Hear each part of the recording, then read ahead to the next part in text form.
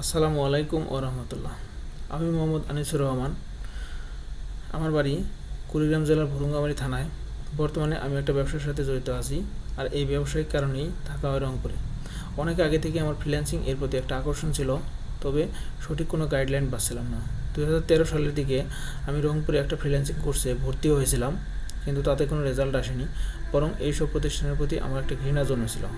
এখন বর্তমানে অনেকেই দেখছি এই পেশায় সফল, তাই আমি আবারও নতুন করে স্বপ্ন দেখতে শুরু করি।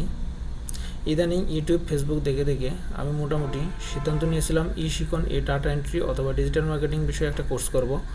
এই বিষয়ে আমার এক বন্ধুর কাছে পরামর্শ চাইলে সে আমাকে CodemanBD এর কথা বলে এবং সে ওয়ার্ডপ্রেস সম্পর্কে বলে।